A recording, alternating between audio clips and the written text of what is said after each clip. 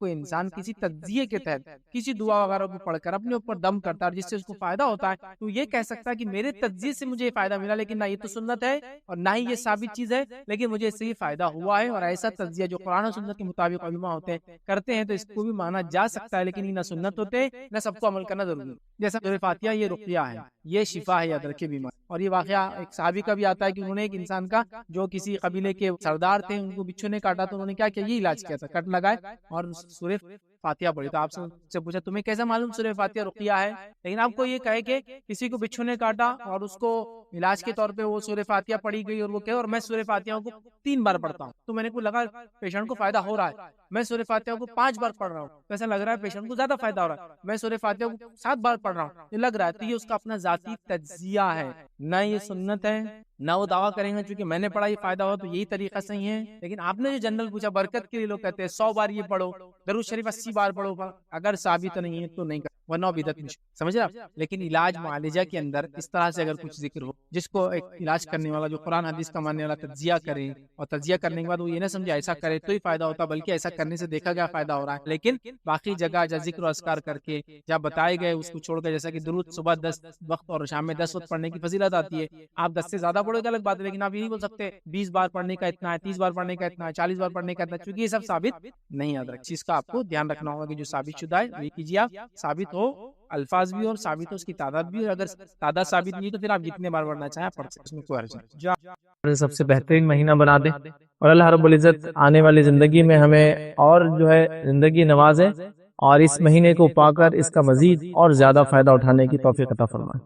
الحمدللہ ایک رمضان سیریز آپ کے سامنے کالج کی طرف سے ہوتی ہے اور الحمدللہ پچھلے سال بھی یہ سیریز ہوئی تھی اور میں سمجھتا ہوں میں نے 3 لیکچرز اس سیریز میں رکھے تھے اور میں نے کوشش کی تھی کہ چونکہ کالج کا ماحول ہے تو میں ٹیچرز بھی ہوتے ہیں اسٹوڈنٹس بھی ہوتے ہیں تو کچھ باتیں اکیڈمکس کے طور پر آپ کے سامنے پیش کروں، تو تقریری شکل میں نے لیکچر نہ رکھتے ہوئے ایک ایکسپلینیٹری یا لیکچر جو آپ کہتے ہیں نا بہرحال اسپیچ نہ ہوتے ہوئے ایک لیکچر تھا۔ یہ سال بھی مجھ سے کہا گیا کہ میں جو ہے ایک لیکچر مجھے ملیں گا، لیکن بتایا گیا کہ جمعہ کے دن کوئی مخرج اویلیبل نہیں ہے، تو کہا میں نے کہا چلیے جمعہ چونکہ میرا کوئی خطبہ نہیں ہے تو جمعہ بھی انشاءاللہ میں آ سکتا ہوں، تو آپ یہ نہ سمجھے کہ مجھے خاص موقع دیا گیا بلکہ مجھے خاص بلایا گیا جب کوئی آنے کو تیار نہیں تھا۔ بہرحال تو 2 میرے ٹاپکس ہیں، فرسٹ ٹاپک مجھے ایک تھا اور ایک سیکنڈ ٹاپک میں لوں گا، تو میں نے اسی کڑی کو پھر کنٹینیو کرنے کا سوچا جو میں نے پچھلی بار لی تھی، اور میری پچھلی بار جو پچھلے سال میں نے کڑی لی تھی وہ علوم القرآن پر تھی۔ قرآن کے جو سائنسز ہوتے ہیں، قرآن کا جو ایکسپلینیشن ہوتا ہے، قرآن کو کیسے سمجھا جائے گا، کیا چیز نہیں سمجھی جائیں گی، اس لیے کہ قرآن ایک عربک ٹیکسٹ ہے اور کسی بھی ٹیکسٹ کے تعلق سے آپ سب جانتے ہیں اس کے n نمبر آف میننگ ہو سکتے ہیں جب اس کو کسی کانٹیکسٹ میں لیا جاتا ہے۔ فار ایگزامپل اگر میں آپ سے کہوں کہ میں آپ کو ایک ورڈ کہوں کرنٹ، تو ہر آدمی کا الگ پرسپیکٹو ہوں گا، جو بینکنگ سے تعلق رکھتے ہیں بولیں گے کرنٹ اکاؤنٹ کے بارے میں بات ہو رہی، مطلب جب منی بہت زیادہ فلو ہوتا ہے۔ کوئی آدمی فزکس سے تعلق رکھتا ہے تو وہ کرنٹ، جو اگر اوشنولوجی سے تعلق رکھتا ہے تو وہ سمجھے گا سمندر کی جو لہریں چڑھتی ہے اور گھٹتی ہے تو وہ currents, high tides and low tides. ایک آدمی جو الیکٹرک فیلڈ سے ہے وہ کہیں گا current flow of electrons and protons, وہ کرنٹ۔ تو ہر آدمی کا اس ایک لفظ کو لینے کا جس کانٹیکسٹ میں لے جا رہا میننگ بدل جائے گا۔ تو قرآن بھی ایک ٹیکسٹ ہے عربک، تو وہ کون سی چیز ہے جو ہم کو مجبور کرتی ہے کہ ہم اس کا یہ معنی لے اور یہ معنی نہ لے، وہ کیا باتیں ہیں، تو اس کے لیے ایک سائنس ہے پوری، ایک علوم ہے، ایک فن ہے جو ڈیولپ کیا گیا کہ آپ جب اس کو سمجھیں گے تو اس کا یہ کانٹیکسٹ لیا جائے گا، یہ کانٹیکسٹ نہیں لیا جائے گا، ایسا سمجھائیں گا ایسا نہیں سمجھا جائے گا، جس کے لیے ہم نبی اکرم صلی اللہ علیہ وسلم کے اقوال اور پھر صحابہ کی اعمال دیکھتے ہیں کہ آپ صلی اللہ علیہ وسلم نے اس کو کیسے لیا اور صحابہ نے اس کو کیسے سمجھا۔ اگر ہم لوگ نبی اکرم صلی اللہ علیہ وسلم کی زندگی تک بھی جا کے رک جائیں گے تو شاید اس کے اصل معنوں تک نہیں پہنچیں گے، کیونکہ صحابہ وہ جماعت تھی جو نبی سے سمجھ رہی تھی اور کبھی کبھار اس کو کوٹ کی بغیر کہ انہوں نے نبی سے سیکھا وہ عمل کر کے بتا رہے تھے، اور اس عمل کے تعلق سے ہمیں بتایا کہ انہوں نے سیکھا تھا اپنے نبی سے۔ تو یہ ہم کو جنریشن لینا پڑے گا، قرآن سنت جیسے صحابہ نے دین کو سمجھا، یہ طریقہ کار ہے دین کو سمجھنے کا۔ تو آئیے اسی علوم القرآن کا جو کانٹیکسٹ تھا لاسٹ ایئر میں نے آپ کے سامنے قرآن کا نزول، ریویلیشن، جمع اور تدوین، مطلب ریویلیشن، کلیکشن اینڈ کمپائلیشن، اس سے پورا رکھا تھا کہ کیسے آیا تھا، کیسے کلیکٹ ہوا اور پھر کیسے اس کو ایک بک فارم میں جمع کیا گیا اور بکش فارم میں ایک مصحف کی شکل میں، اور آپ اس کو دیکھتے ہیں، ایک ریفرنس بک اس کو بناتے ہیں، اس کو ریڈ کرتے ہیں اور کور ٹو کور سورہ فاتحہ سے لے کر سورہ ناس تک وہ چلتا ہے۔ اب اسی کانٹیکس میں تھوڑا سا ہم آگے بڑھ رہے ہیں اور وہاں میں نے اور بھی کچھ باتیں لی تھی. اب وہ اس پارٹ کو چھوڑتے ایک نیا میں نے چیپٹر اس سال سوچا تھا میں آپ کے سامنے رکھوں, اور وہ تھا قرت کا چیپٹر. اب قرت سے جب ہم بات کر رہے ہیں تو آپ بولیں گے جو سامنے کھڑا ہے وہ خود کوئی خاری نہیں ہے اور قرت پہ کیا باب کیا چیپٹر لیں گے. نہیں, میں قرآن کی ڈفرنٹ قرت کیا ہوتی ہے, کیوں یہ قرت ہوتی ہے, اس کے نام سے قرت مشہور ہے, دنیا میں قرت کہاں کہاں چلتی ہے. اس لیے کہ کبھی آپ لوگ جانا ہو, عمومی طور سے ہمارے پورے دنیا کے اندر ایک قرت بڑی مشہور ہے, اور وہ قرت ہے جو حرم میں ہوتی ہے, مکہ میں خاص طور سے, مدینہ میں بھی نہیں. تو وہ قرت اتنی مشہور ہے کہ ساری دنیا میں تقریباً, اور خاص طور سے وہ ممالک جو عربک اسپیکنگ نہیں ہے, مطلب جو عربی بولتے نہیں ہیں, تو وہ لوگ اسی قرت کو کاپی کرتے ہیں.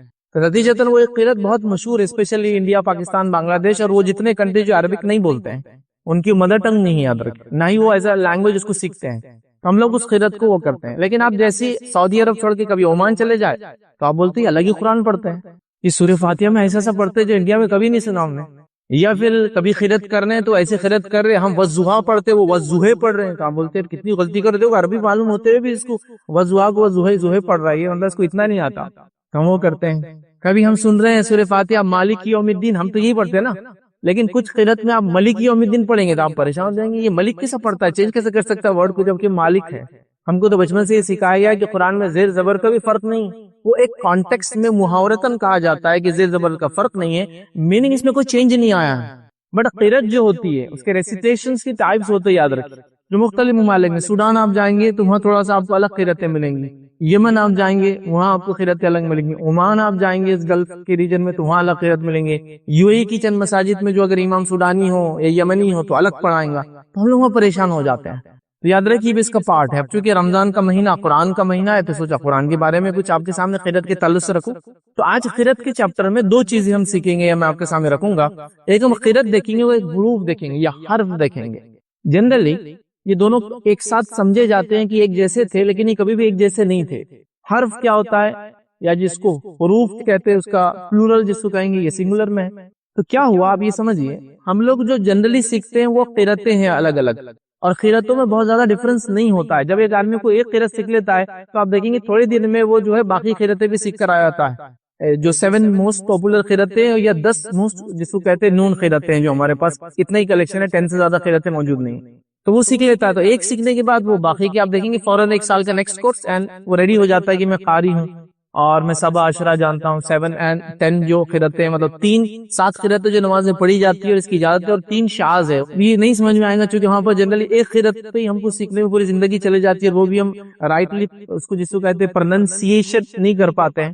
تو دیگر قرتیں اور وہ ساری چیزیں ہمارے لیے تھوڑا سا ایک مشکل چیز ہے, چونکہ ہم نان عربک اسپیکنگ لوگ ہیں, یاد رکھیے, تو یہ مشکل ہوتا ہے. لیکن عربس کے لیے کوئی بہت مشکل چیز نہیں ہوتی, یاد رکھیے. قرت ان کا پارٹ آف لینگویج ہے. وہ جب بولتے ماں پیدا ہونے کے بعد ماں سے وہی سنتے الفاظ جو ہم زواد ادا کرنے نہ جانے کتنے دن لگتے ہیں, زبان کیسی جانا, کہاں ٹچ ہونا, اور لائف گزر جاتی ہے. اس کو عام زبان میں قرت کے بولتے ہی الفاظ جو حروف ہے عربی کے, اس کا بادشاہ ہے جو زواد ہے, اس کا پرننسیشن صحیح ہو ہمارے لیے مشکل ہے. لیکن جب عرب میں جائیں گے, عرب ورلڈ میں جائیں گے, تو آپ وہاں یہ تمام چیزوں کو دیکھیں گے اور محسوس کریں گے. تو حرف اور قرت, حرف کیا ہوتا تھا اور قرت کیا ہوتی تھی. قرت ہم کہیں گے قرآن کے جو الفاظ ہے اس کو الگ الگ ڈھنگ سے پڑھنے کا طریقہ ہے. اور حرف کیا ہے معلوم آپ کو, نبی اکرم صلی اللہ علیہ وسلم پہ قرآن کہیں الفاظ کے ساتھ اترا تھا. یاد رکھیں, ایک ہی آیت کئی الفاظ کے ساتھ اترتی تھی, جس کے تعلق سے آتا ہے علماء لکھتے ہیں کہ 7 تھے, یہ 7 سے کم بھی نہیں تھے کبھی اور 7 سے زائد بھی نہیں تھے. اور مدینہ میں یہ سلسلہ شروع ہوا, مکہ میں نہیں ہوا, چونکہ مکہ میں صرف قریش کی جو عربی تھی اسی میں اترا, لیکن مدینہ میں یہ ہوا. تو وہ حروف آئے, حرف آئے, یاد رکھیے. اور قرآن نبی اکرم صلی اللہ علیہ وسلم سنایا, یہ خود اس کا ایک بہت بڑا معجزہ تھا. یاد رکھیے, یہ کس کا میراکل تھا, یاد رکھیے, جو اس زمانے کے لوگوں نے دیکھا, اس زمانے کے لوگوں نے سنا, اس زمانے کے لوگوں نے تعجب کیا. وہ لوگ ایمان لائے صرف اس چیز کو سن کے کہ ایک کتاب ایک شخص پہ اترتی ہے جو ایک امی ہے, اور وہ اتنے الفاظ میں اس کتاب کو پڑھتا ہے اور سارے ایک ہی معنی دیتے ہیں, جس میں سے کچھ مثالیں تو موجود ہیں آج بھی قرآن میں, لیکن ساری نہیں یاد رکھی, بلکہ بہت ہی بالکل ایک ریئر ایسا کہہ سکتے یہ 2-4 ایسی مثالیں ہیں. جیسے ہم قرآن میں وہ جو سورہ عزیر علیہ السلام کے اس گدھے کے تعلق سے جو واقعہ اس میں کیفہ ننشزها اور کیفہ ننشرها, یہاں پڑھیں گے الگ الگ مصحف میں یہ الفاظ میں چینج آتا ہے, جبکہ جب دونوں کو ملایا جائے تو ایک نیکسٹ لیول کا میننگ نکل کر آتا ہے, مطلب اور پریسائز اور بہترین انداز سے اس کتاب کو ہم سمجھ پاتے ہیں تو الفاظ الگ ہوتے تھے، معنی لیکن سیم ہوتا تھا۔ یہ کتنا بڑا معجزہ ہے کہ ایک شخص جس کو لکھنا نہیں آتا، قرآن نے خود اس شخص کو امی کہا، مطلب وہ شخص جو ریڈ نہیں کر سکتا ہے، ٹھیک ہے، اور وہ شخص پر ایک کتاب آتی ہے اور وہ چند الفاظ اپنی قوم کے پاس لاتا ہے، جب وہ پڑھ کر سناتا ہے تو مشرکین مکہ تو آلریڈی تعجب میں تھے، لیکن جب مدینے جاتے اور یہ حرف جو ہے حروف میں جو قرآن میں آتا ہے تو وہ تو بالکل بولتے نا پزل ہو جاتے، پریشان ہو جاتے، یہ کیا ہے، یہ کس قسم کے کلام ہے۔ انہوں نے جادوگر سمجھا، وہ جادو کا کلام نہیں پایا۔ انہوں نے کاہن سمجھا، کہاں سمجھتے آپ آنے والی ہونے والی باتوں کو بتانے کا دعویٰ کرنے والا، انہوں نے دیکھا کہ کاہنوں کا کلام ایسا نہیں ہوتا ہے، جادوگروں کا جو کلام ہوتا ہے، کلام ہوتی ہے اسپیچ، ایسی نہیں ہوتی ہے۔ اور اسی طرح جو لوگ جس کو کہتے ہیں لوگوں کو بہکاتے ہیں، زبان کو تیڑ دیتے، یاد رکھیے ہوتا ہے زبان کے اندر ایک جادو اپنا پیدا کرنے کو وہ کرتے ہیں، یہ وہ کلام نہیں، یہ ایک دم سادہ کلام ہے، لیکن اتنا امپیکٹ رکھتا ہے اپنے آپ پر کہ پہاڑ پہ لگ جاتے ہیں اس کو سننے کے بعد، بڑے بڑے لوگ پریشان ہیں اس کو سننے کے بعد، شاعر جو ہے پریشان ہے، یہ تو بھولی گئے بتانا کہ لوگ شاعری سمجھ رہے تھے اس کو، شاعر جو ہے پریشان ہے کہ یہ کلام کیسا ہے، پھر وہی کلام کو وہ شخص کئی الفاظ کے ساتھ سیم میننگ میں لے کر آتا ہے۔ یہ ایک معجزہ تھا قرآن کا، یاد رکھیں، اور اس کو ہم کو سمجھنا ہے، یاد رکھیں، یہ بڑی اہم بات ہے۔ نبی کریم صلی اللہ علیہ وسلم کے تعلق سے جامع ترمذی کی ایک روایت ہے، ابی بن کعب رضی اللہ عنہ فرماتے ہیں، کہتے ہیں کہ اللہ کے رسول صلی اللہ علیہ وسلم فرمائے، ایک دن میرے پاس جبرائیل علیہ الصلوۃ والسلام آئے، اور آنے کے بعد جبرائیل علیہ الصلوۃ والسلام سے جو ہے میں نے کہا، مطلب اللہ کے رسول صلی اللہ علیہ وسلم فرمایا کہ جبرائیل میں ایک امی قوم کی طرف بھیجا گیا ہوں، وہ قوم جو پڑھنا لکھنا نہیں جانتی، یاد رکھیں۔ لیکن یہ بھی بات یاد رکھیں، میں نے لاسٹ ایئر میں اس کو کلیئر کیا تھا، آپ اس معاملے کو کہ جو امی ہے، الٹریٹ ہے، پڑھنا نہیں جانتے، اس معنی کو اس کو رائٹ پرسپیکٹیو سینس میں لے، ریزن بینگ کے عربز جو تھے وہ چیزوں کو یاد کر لیتے تھے، تو چونکہ وہ یاد کر لیتے تھے تو لکھنا کوئی بہت بڑا فن نہیں تھا ان کے پاس، امی ہونا ان کے لیے شرف تھا، اعزاز تھا، ان کے لیے کوئی یہ ڈیروگیٹری بات نہیں تھی، کمزوری نہیں تھی ان کی، مطلب وہ چیزوں کو یاد کر لیتے تھے، جو چیز یاد ہو سکتی ہے اس کو لکھنا کیوں ہے پھر، تو اس لیے وہ یاد کرتے تھے اور فخر محسوس کرتے تھے امی بولنے میں، مطلب ہم پڑھتے لکھتے نہیں، ہم یاد کرتے ہیں، لیکن اس کا وہ سینس مت لیجیے جو آج آپ بولتے نا خواندہ، مطلب کچھ نہیں آتا اس کا، وہ سینس میں نہیں یاد رکھے۔ تو بہرحال تو آپ نے فرمایا امی قوم کی طرف بھیجا گیا ہوں جو پڑھنا نہیں جانتی ہے، ٹھیک ہے، اور اس کے اندر کچھ جوان لوگ ہیں، کچھ بوڑھے لوگ ہیں، کچھ بچے ہیں، کچھ عورتیں ہیں، ٹھیک ہے۔ تب جبرائیل علیہ السلام نے جواب دیا کہ محمد صلی اللہ علیہ وسلم، اسی لیے قرآن آپ پر 7 حرف میں نازل کیا گیا ہے تاکہ امت کو آسانی ہو، یاد کرنے میں آسانی ہو، چیزوں کو سمجھنے میں آسانی۔ کچھ علماء نے لکھا، یہ بات تو طے ہے کہ مدینے میں شروع ہوا حرف قرت تو ہم لیں گے انشاءاللہ، لیکن حرف بھی اس میں دیکھ رہے ہیں، مدینے میں یہ نازل، مطلب اس 7 جو حرف میں قرآن نازل ہونا شروع ہوا، اس کی وجہ یہ بتاتے ہیں کہ مختلف قبائل مدینے کے آس پاس رہتے تھے، اور وہ قبائل جو ہے الگ الگ قسم سے زبان کو استعمال کرتے تھے، اسی لیے اللہ رب العزت نے مدینے میں اس طرح سے کیا تاکہ ان لوگوں کے سمجھنے میں اور یاد کرنے میں اس قرآن کی جو ہے آسانی ہو، یاد رکھے، اس لیے 7 حرف میں قرآن نازل ہو، یاد رکھے۔ اب حرف کے ساتھ ساتھ یاد رکھے قرت بھی ہوتی ہے، قرت ایک بالکل مختلف چیپٹر ہے، یاد رکھے، قرت یاد رکھیے، جس کو ہم کہیں گے قرت جو ہے اس کو قرآن کو پڑھنے کا طریقہ ہم کہیں گے، اور حرف یا حروف کی جو ہم بات کر رہے تھے اس کا میننگ تھا قرآن کو جو ڈفرنٹ الفاظ میں وہ آتا تھا، لیکن اب وہ ہمارے پاس موجود نہیں۔ عثمان ابن عفان رضی اللہ عنہ نے جو مناسب سمجھا وہ حرف اس میں ایڈ کر دی، مطلب جب آیتیں جمع کی گئی جو بہتر لگا اس کو جمع کر دیا گیا، اس کا مطلب یہ نہیں کہ باقی قرآن ختم ہو گیا، مطلب یہ بتانے کا ہے کہ مدینہ میں ایک آیت 7 بار نازل ہو رہی ہے، 7 الگ الگ الفاظ کے ساتھ نازل ہو رہی ہے، ٹھیک ہے، لیکن جو بہتر سمجھا گیا ایک والا لے لیا گیا، باقی 6 چھوڑ دیا گیا، اس کی ضرورت نہیں تھی، اور قرآن کو اس پہ جمع کر دیا گیا لوگوں کی، یہی اب قرآن ہے۔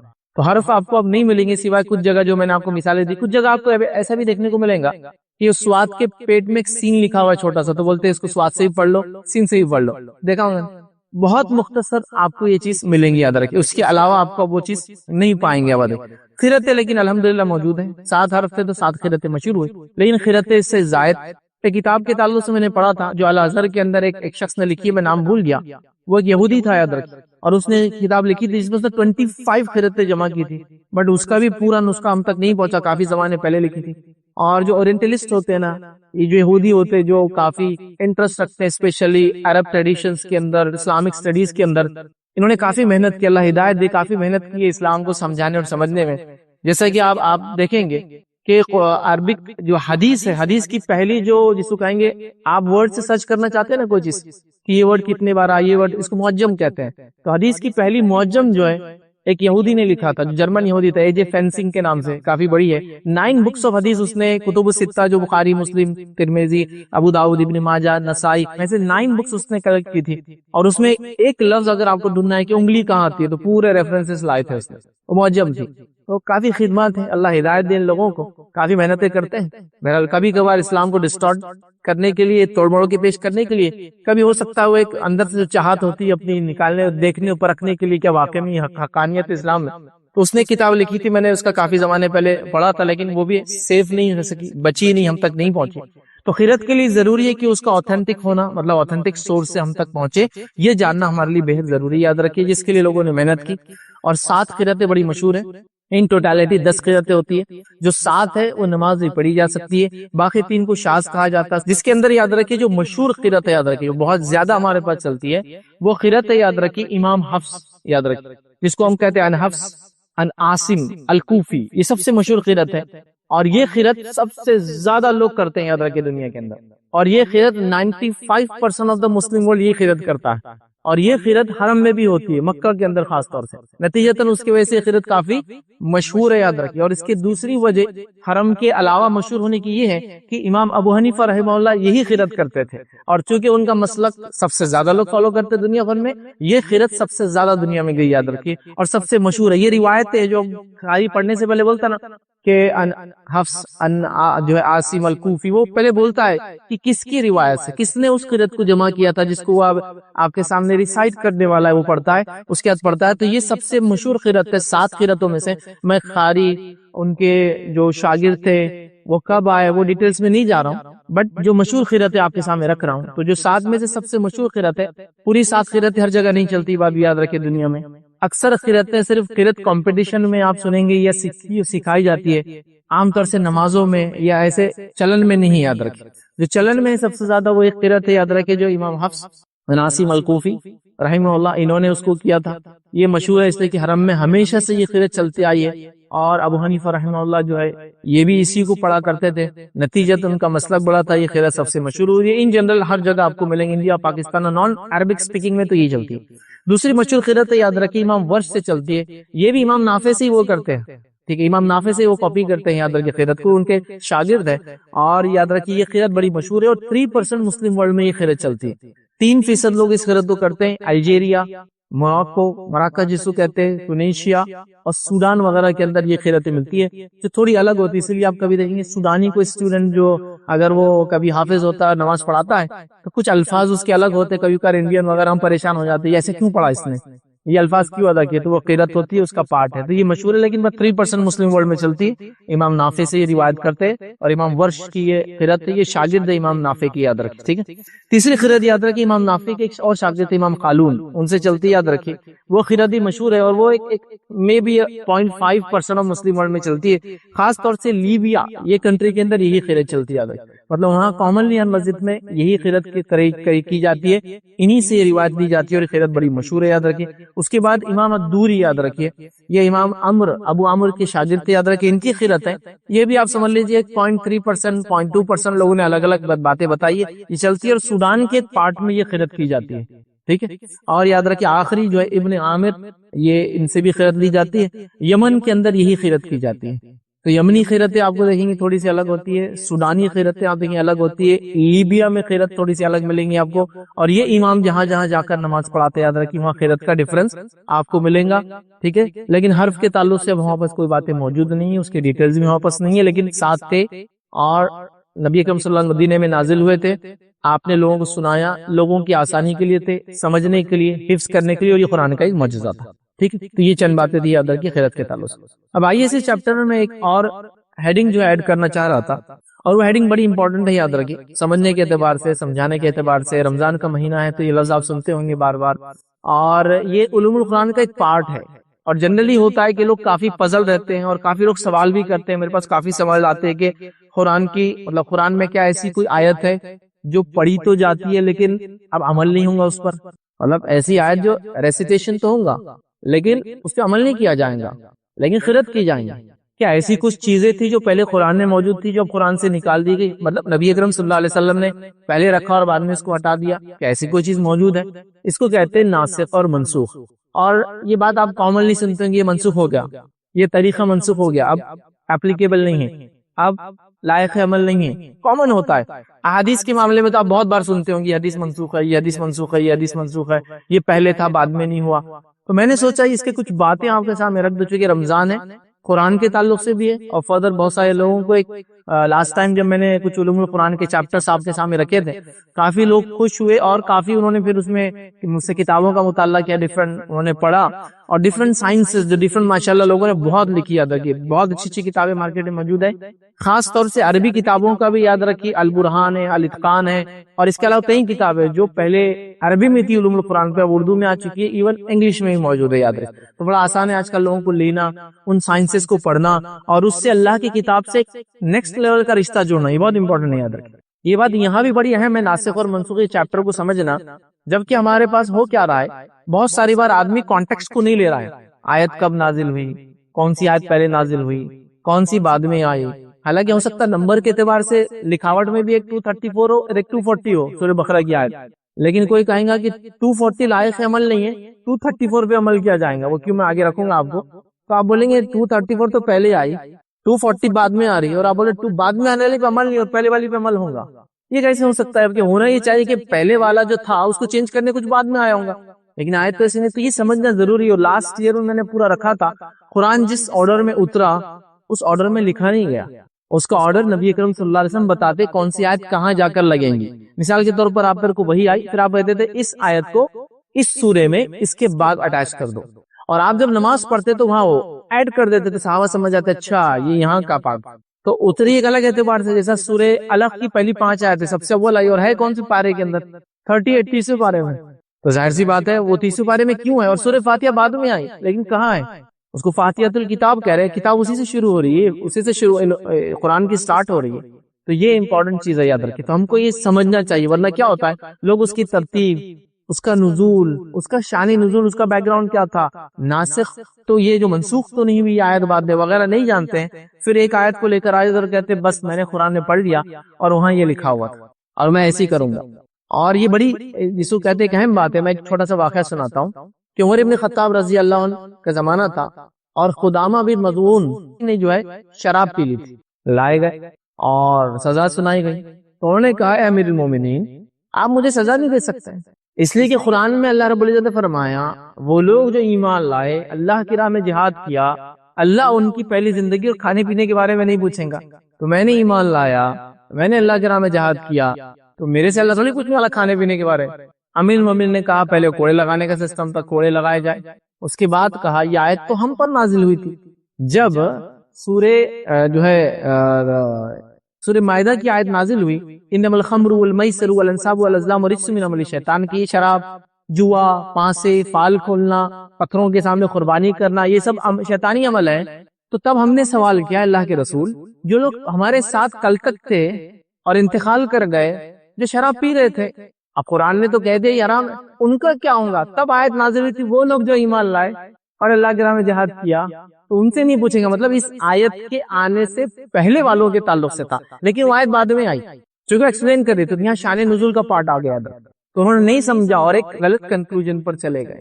تو ایسا آج بھی ہو رہا ہے، یہ ایک دم کامنلی دیکھا جا رہا ہے، لوگ سمجھ نہیں پاتے ہیں کانٹیکسٹ، اور پھر کیا ہوتا ہے کانٹیکسٹ نہیں سمجھنے کے بعد میں نے تو قرآن میں پڑھا، اسی لیے یہ بات بار بار کہی جاتی ہے کہ آپ کو کسی عالم سے رجوع کرنا چاہیے، ہم لوگ علماء سے جڑے، ان سے علم حاصل کرے، ان سے چیزوں کو سمجھے، ورنہ کیا ہوگا ہر آدمی اپنے کانٹیکٹ سے ہر چیز کو لینا شروع کر دیں گا، بس پھر تو ایک منمانی والا ایک معاملہ ایسا چل پڑے گا کہ لوگوں نے تو علامت قیامت کا انکار کر دیا، لوگوں نے ہر چیز کو مطلب وہ کر دیا، جہاں جو معنی تھا اس کا حقیقی معنی تھا تو اس کو جو ہے ایک جس کو کہتے ہیں ایک مزاجی معنی لے لیا، مطلب جس کو کہیں گے محاورتاً جو چیز کے میٹافوریکل میننگز لے لیے جہاں حقیقی معنی لیا جانا چاہیے تھا، ٹھیک ہے، جیسا کہ نماز قائم کرو یہ حقیقی معنی ہے اور اس کا طریقہ بھی بتا دیا گیا ہے، کچھ لوگوں نے کہا نہیں یہ میٹافوریکل سینس میں ہے، یہ مجازی ہے، مطلب یہ اللہ کی عبادت ہے، جیسے چاہو جب چاہو جہاں چاہو جتنا چاہو، تو ایسے بھی لوگ ہیں مسجد میں آتے ہیں رکعت باندھی جتنا دل پر کھڑے پیچھے چلے جاتے ہیں، پھر کوئی پکڑتا ان کو گلا، یہ کیا تماشا لگا رکھا، تو بولے قرآن میں نماز ہے، نماز کا میننگ یہ ہے فلاں ہے، پریڈ کرو ساتھ چلو، یہ کرتے، یہ ہوتا ہے، تو وہ سمجھنا ہے جب قرآن نے کہا نماز تو نبی اکرم صلی اللہ علیہ وسلم پڑھ کے بتا دیا، صحابہ نے زندگی پر عمل کیا، انسٹیٹیوشن فار نماز مسجد قائم کی گئی، مؤذن اپوائنٹ کیے گئے، کچھ لوگوں کے تعلق 40 سال تک وہ اذان سے پہلے مسجدوں میں کھڑے رہے. تو جب اس کا معنی یہی تھا جو آپ نے لیا آج، تو وہ لوگوں نے کیوں نہیں سمجھا جس پر یہ چیزیں اتری تھی؟ وہ لوگوں نے ہی مانا لینا چاہیے تھا کہ نماز کا نہیں، جتنی دیر کھڑے رہو مسجد میں، جتنا چاہے چلے جاؤ، اس کا کوئی طریقہ نہیں، کوئی تکبیر سے شروع ہوتا، کوئی تسلیم سلام پہ ختم نہیں ہوتا. تو یہ بڑا امپورٹنٹ. تو میں ایک چھوٹا سا خالی ٹچ کر رہا ہوں کیونکہ رمضان کا مہینہ ہے، یہ چیزیں سامنے آئیں گی. قرآن آپ پڑھیں گے، قرآن کو جب آپ پڑھیں گے تو کہیں کی جگہ یہ الفاظ آئیں گے کہ یہ منسوخ ہو چکا ہے، یہ احکام پہلے تھے، فلاں چیز پہلے آئی تھی اب یہ نہیں رہی، فلاں چیز پہلے تھی قرآن میں اب قرآن میں نہیں لیکن لائق عمل ہے. تو آدمی کنفیوز ہوتا ہے ایسے کیسے ہو سکتا ہے، کیا ہو سکتا ہے. تو لاسٹ ایئر میں نے جو ایک لیکچر لیا تھا اس کو اگر آپ تھوڑا سا، اگر کچھ لوگ ہوں گے تو ویسے سارے لوگ نہیں دیکھ رہے مجھے، تو میں نے یہ بات بتائی تھی کہ اللہ نے جو وحی نازل کی، ایک تلاوت ہوتی ہے اور ایک وحی کی تلاوت نہیں ہوتی. بس وحی کے دو اقسام ہیں، ایک مطلوع اور غیر مطلوع. جس کی تلاوت ہوتی ہے وہ قرآن ہے، اور وحی کی ایک اور قسم اس کی تلاوت نہیں ہوتی ہے لیکن وہ بھی وہی ہے. وہ کیا ہے؟ احادیث. وہ بھی وہی ہے، وہ بھی وہی ہے، وہ اللہ کی طرف سے من جانب اللہ. اس کو اللہ کیوں لکھا گیا؟ کیونکہ چوائس آف ورڈ نبی اکرم صلی اللہ علیہ وسلم کو دیا گیا تھا. میننگ اللہ کی طرف سے تھا لیکن چوائس ان کی ہوتی تھی کہ جو الفاظ آپ کرنا ہے. قرآن چوائس آف ورڈ بھی اللہ کی طرف سے، میننگ بھی اللہ کی طرف سے. احادیث چوائس آف ورڈ نبی اکرم صلی اللہ علیہ وسلم کے، میننگ اللہ کی طرف سے ہوتے تھے. میسج کرنا ہوتا تھا کہ نماز کا اول وقت یہ، آخر وقت یہ. حدیث کے اندر پورا بتایا گیا اول یہ، آخر یہ، یہاں سے لے کر یہاں تک پڑھ سکتے ہیں. چوائس نبی اکرم صلی اللہ علیہ وسلم کے ہوتے تھے کہ دیکھو ایسا کیا کرو، فلاں کیا کرو. تو یہ بات آپ سمجھیں، ٹھیک ہے. تو اب ناسخ اور منسوخ یاد رکھیے، ایک امپورٹنٹ چیپٹر ہوتا ہے علوم القرآن میں، آپ کی عام زندگی میں بھی کام آئیں گا. تفسیری کوئی بھی کتاب پڑھیں گے تو یہ منسوخ ہو گیا ہو. اب بولے منسوخ کیا رہتا ہے، یہ ختم کر دیا گیا. تو سوال آتا پہلے کیوں لایا گیا؟ یہ امت کی آسانی کے لیے یاد رکھیے اللہ رب العزت نے قرآن کو نازل کیا. کچھ احکامات کو پہلے دیے اور بعد میں ان کو ہٹا دیا. یاد رکھیں یہ ایسا ہوا ہے. قرآن کا کچھ پارٹ نازل ہوتا تھا اور نبی اکرم صلی اللہ علیہ وسلم کے زمانے میں وہ ختم کر دیا جاتا تھا، بھلا دیا جاتا تھا. سورہ فرقان کے تعلق سے ایک مشہور واقعہ ہے. ایک صحابی رات میں سورہ فرقان پڑھ رہے تھے، سورہ فرقان پڑھی اور جو اب جہاں تک آئے تھے اس کے آگے نہیں بڑھ پائے. پریشان ہو گئے کہ میں بھول کیسے گیا. پھر وہ اپنے گھر سے نکلے، دوسرے صحابی کے پاس گئے، کہا کہ میں رات تلاوت کر رہا تھا، اس سے آگے کا حصہ یاد ہی نہیں آتا ہے مجھے، میں بھول کیا ہوں. تو کہا اچھا. انہوں نے پڑھنے کی کوشش کی، کہا مجھے بھی نہیں یاد آتا اس کے آگے کا حصہ. وہ نبی اکرم صلی اللہ علیہ وسلم کے پاس گئے کہ اللہ کے رسول ہم پڑھ رہے تھے، ہم یہاں سے آگے بڑھ نہیں پا رہے. تو نبی اکرم صلی اللہ علیہ وسلم نے فرمایا یہ اس کے بعد کا حصہ مجھے بھی بلا دیا گیا ہے، بلا دیا گیا. یہ کا ایک سب سے مطلب اس کے نیڈ نہیں تھی، احکامات آئے، سوسائٹی نے ریفارم کر لیا، اب اس کی ضرورت نہیں. جو قیامت تک کے لیے ہونا تھا وہ باقی آج بھی یاد رکھے، کتابی شکل میں ہمارے پاس، تو ریفارم آتے رہے. یاد رکھے کچھ ایسی باتیں بھی آئی جو پہلے آئی، آج بھی تلاوت ہوتی ہے لیکن اس پہ عمل نہیں کر سکتے آپ. جیسا مثال کے طور پر میں نے دیا سورہ بقرہ سورہ آیت نمبر 234 235 یاد رکھیں. اس کے اندر یاد رکھیے لوگوں کے تعلق سے احکام ہے، اور اس میں یاد رکھیے عدت کا پیریڈ ہے کہ ایک خاتون جو ہے کتنی دیر جو ہے انتظار کریں گی شوہر کے انتقال کے بعد. 240 نے کہا کہ وہ 1 سال انتظار کریں گی پھر نکاح کریں گی. اب 234 نے کہا وہ 4 مہینے 10 دن انتظار کریں گی پھر نکاح کر سکتے. تو ایک ہی مسئلے کے بارے میں 2 آیتیں، قرت دونوں کی ہوتی ہے، قرآن میں موجود ہے آج بھی، لیکن عمل کے اعتبار سے ایک پہ عمل ہوگا اور وہ ہوگا 234 پہ ہوگا. یاد رکھیے عمل 240 پہ نہیں ہوگا. 240 1 سال کی مدت دیتی ہے اور 234 4 months and 10 days.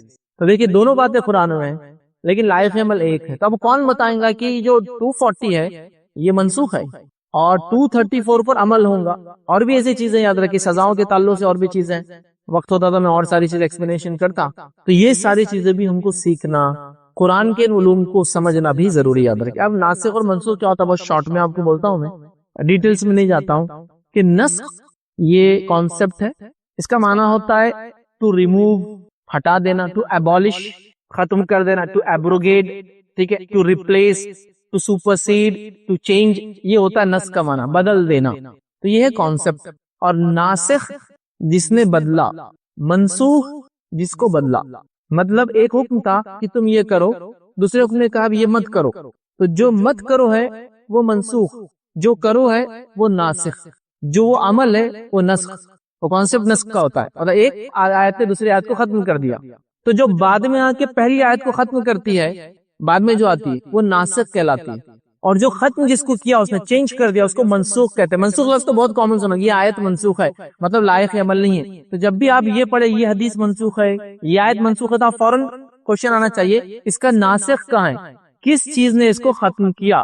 جیسا میں کہوں کہ اب یہ پرنسپل صاحب کا یہ آرڈر تھا کہ ڈریس کوڈ ایسا ہوگا، اب چینج ہو گیا، تو آپ بولیں گے وہ چینج آرڈر کہاں ہے ڈریس کوڈ کے، یہ تو ٹھیک ہے آپ نے بول دیا یہ منسوخ ہے یہ آرڈر، تو وہ جس نے اس کو ختم کیا وہ آرڈر کہاں ہے؟ تو قرآن میں بھی آیتیں آتی تھی صحابہ کی سہولت کے اعتبار سے، ماحول کے اعتبار سے، حالات کے اعتبار، جیسے شراب کا حکم دھیرے دھیرے دھیرے کر کے شراب حرام کی گئی نا، بہت دھیرے دھیرے، اس کے بعد احکام ایک کے بعد ایک آتے رہے، یاد رکھیں، اس کے بعد آخر میں آیا کہ اس سے بچو اگر تم فلاح پانا چاہتے ہو، تو لہٰذا ایک کے بعد احکام آئے، بلکہ پہلے آیا کہ اس میں نفع کم اور نقصان زیادہ ہے، پھر آیا نماز کی قریب مت جاؤ، اور پھر آیا کہ یہ شیطانی عمل ہے۔ تو اسٹیپ وائز آتے تھے، آیتیں ایسی آتی تھی تاکہ صحابہ کو سہولت ہو دین کو سمجھنے میں، دین پر عمل کرنے میں، پھر اللہ چیزوں کو چینج کر دیا کرتا تھا، یاد رکھیں۔ تو یہ بولتے ہیں ناسخ اور منسوخ کا کانسیپٹ ہے، یاد رکھیں۔ تو منسوخ مطلب وہ چیز جس پہ عمل اب نہیں ہوگا، اور کیوں عمل نہیں ہوگا؟ کیونکہ ایک ناسخ ہے اس کا، مطلب کسی نے اس کو چینج کر دیا، یاد رکھیں۔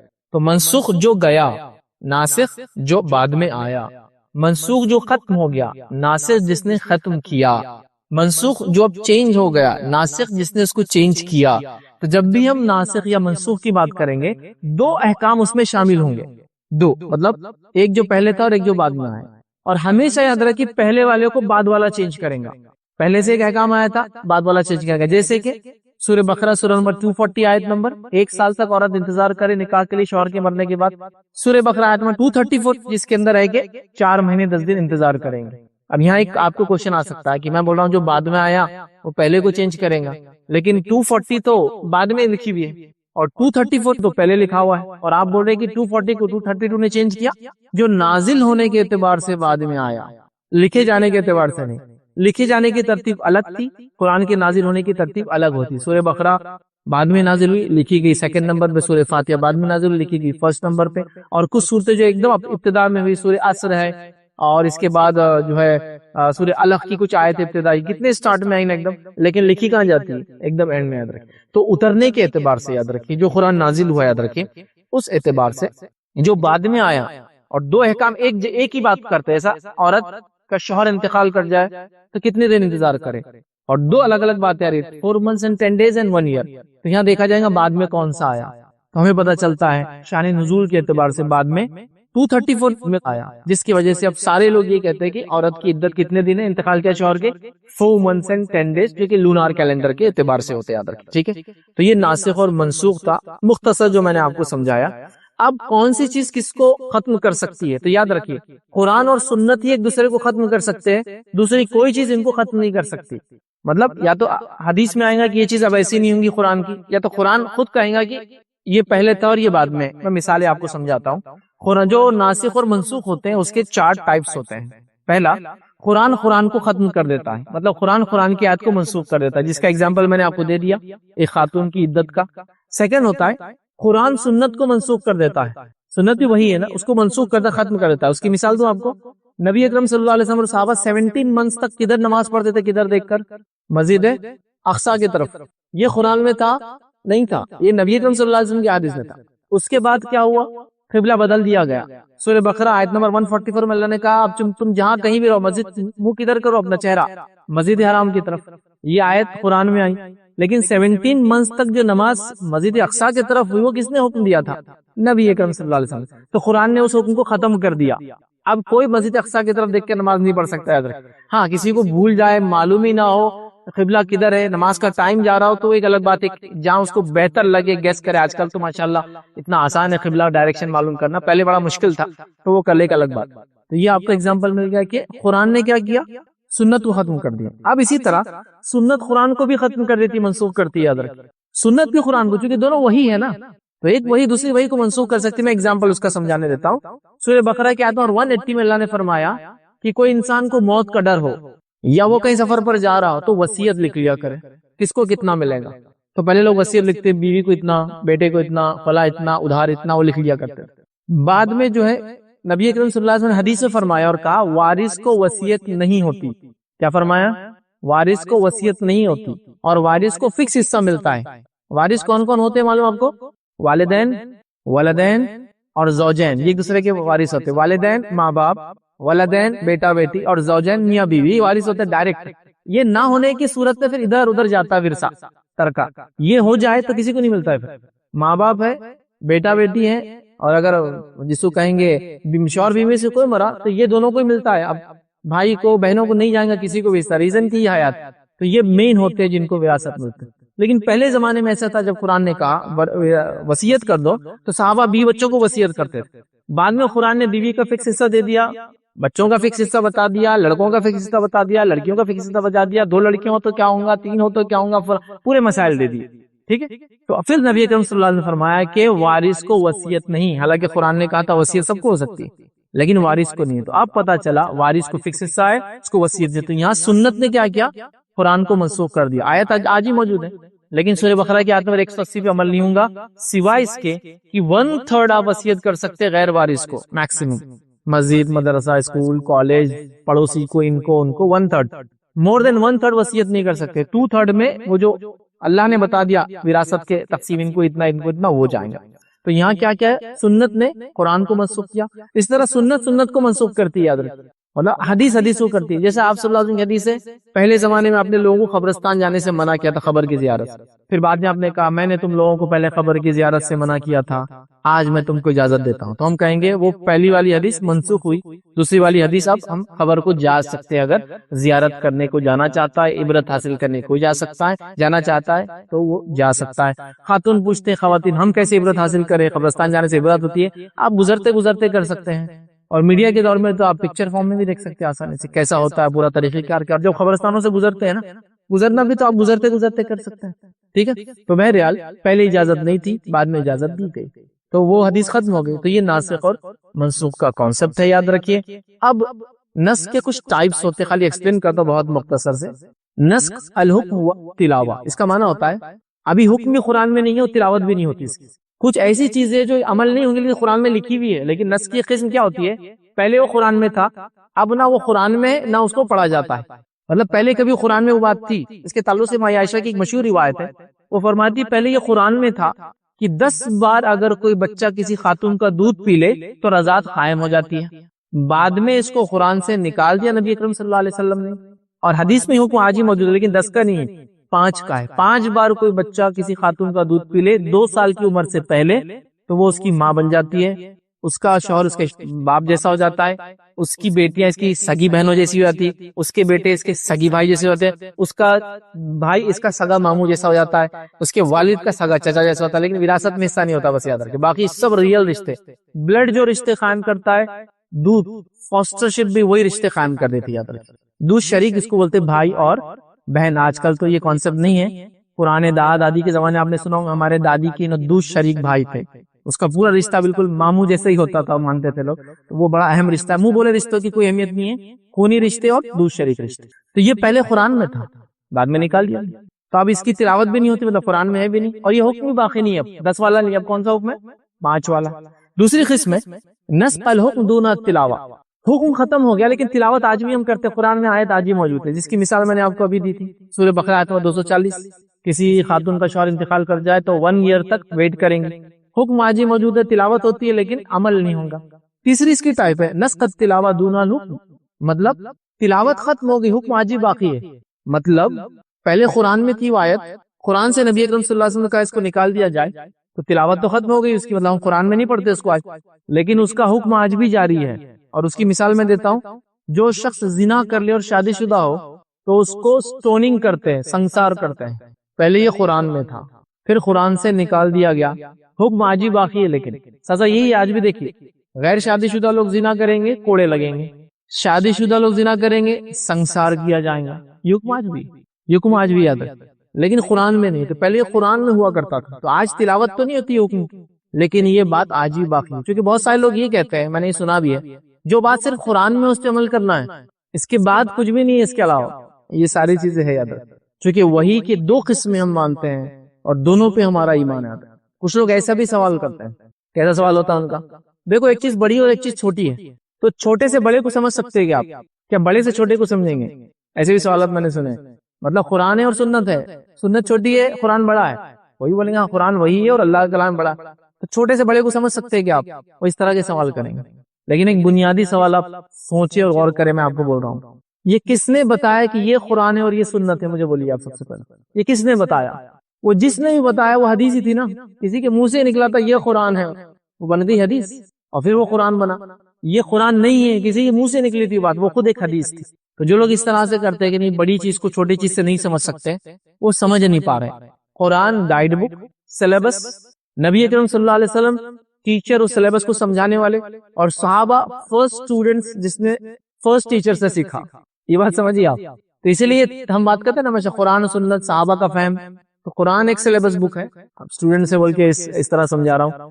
نبی اکرم صلی اللہ علیہ وسلم ایک ٹیچر ہے جو اللہ کی طرف سے اپوائنٹ کیے گئے ہیں، اور اس کے بعد صحابہ پہلے اسٹوڈنٹس کا بیچ ہے جنہوں نے نبی اکرم صلی اللہ علیہ وسلم سیکھا. ان کے بعد پھر کچھ نہیں ہے، پھر فقہی مسائل آئیں گے. اس کے بعد اصولی ساری باتیں، عقیدے کی ساری باتیں، حلال و حرام سب یہاں ختم ہو جائیں گا.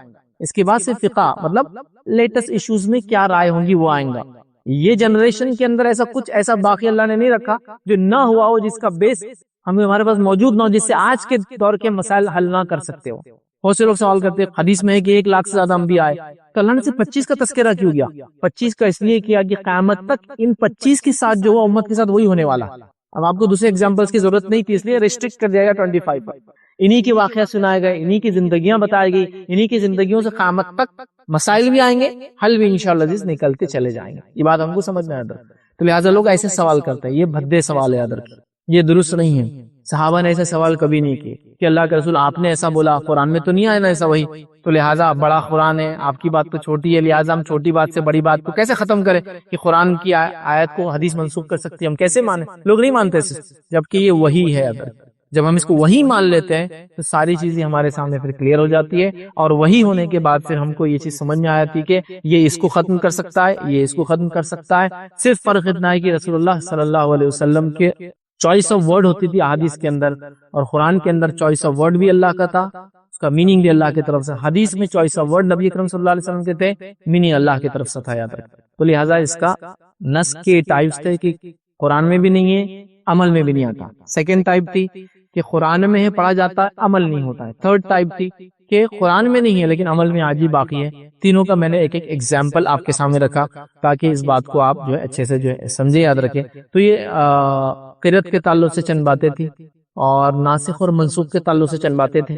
یہ ٹاپک سیلیکٹ کرنے کا میرا ریزن یہ تھا کہ آپ قرآن کی تلاوت کریں گے، قرآن پڑھیں گے اور تفسیر پڑھیں گے، تو یہ سب باتیں آپ کو پڑھنے کو ملیں گی. فلاں کی قرأت میں یہ ایسا پڑھا جاتا ہے، آپ دیکھیں گے آیت کے اندر آپ بولیں گے یہ کیا مانا ہے، تب آپ کو سمجھا رہا قرأت کے ٹائپ سے، تو وہ فلاں کی قرأت میں اس کو ایسا پڑھا جاتا تھا، فلاں کے اندر یہ بات آتی تھی، یہ آیت منسوخ ہے، یہ آیت کو اس حدیث نے منسوخ کر دیا، یہ حدیث منسوخ ہے، پہلے ایسا ہوتا تھا بعد میں نہیں کیا گیا.